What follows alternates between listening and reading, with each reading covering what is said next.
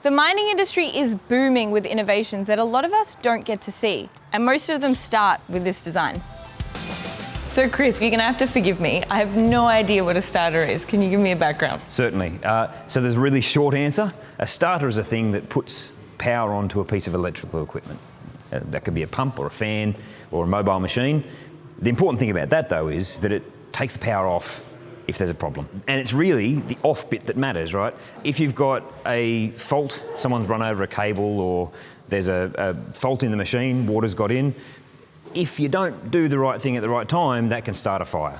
Now, a fire basically in a cave, not a good idea. So the idea of the starter is to detect that there's a fault and do something about it as fast as it possibly can so that you don't create a hazard in that environment. So 3 main reasons to have a starter attached to a piece of electrical equipment: don't start a fire, don't electrocute someone, and turn it on when you need it. So this is what a traditional starter would look like. It does all of the functions that we talked about, but the important thing about what is traditionally done is that it's tailored to that specific application. Right? So the operation will say, we need to move some water around, so they buy the pumps and they buy the starters that suit that specific application. So it's not very versatile. You can't use this in lots of different machines. It's just for the one machine, that's it. Correct. The thing that further complicates it then is that because they're all different, how I interact with this one versus the one that's on that other fan or other pump, that will vary. So this becomes obsolete really fast. So they need to move that bit of equipment somewhere else or change how it's operating. The starter that goes with it, no good anymore.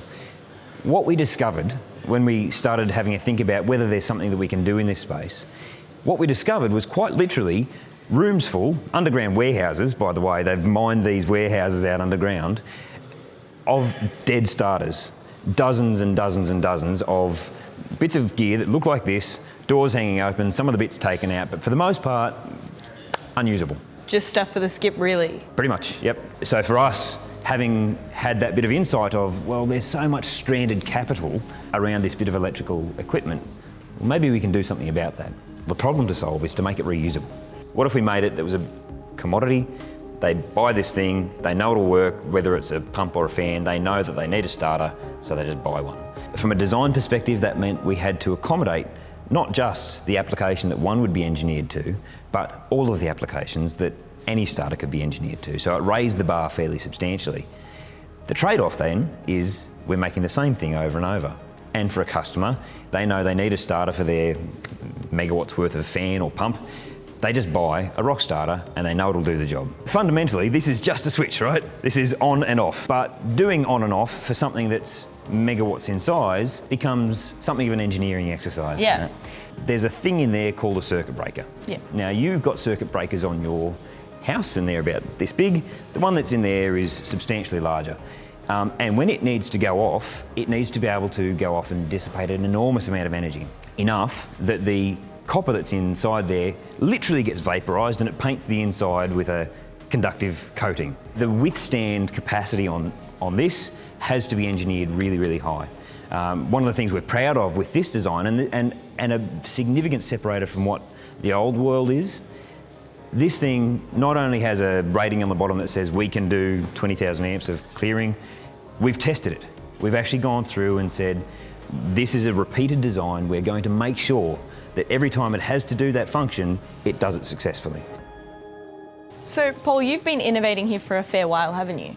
Yeah, so Ampcontrol has been designing and manufacturing for the last 50 years. So we started here in the local Hunter region 50 years ago with 4 guys in a shed, and today we're a global business employing close to 1,000 people with 600 in the local region, including 200 tradespeople. Scott, I hear that you're one of the longest standing members of Ampcontrol, is that right? Having been part of Ampcontrol so long, it's amazing to see the growth of the place from very humble beginnings back in the early 80s with me, and right through to, you know, working across the world, 1,000 people wide is just great.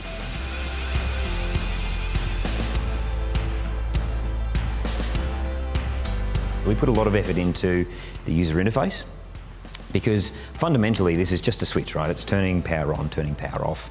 The protection schemes that go with it are well understood by the guys. They actually know the principles quite well.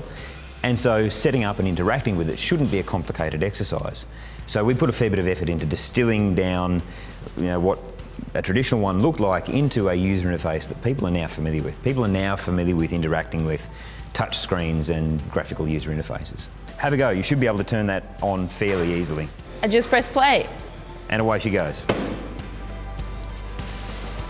Rockstarter shows the power of Australian innovation, and it's great to see that their creator continues to invest in the education, training, and the future of the Australian manufacturing industry.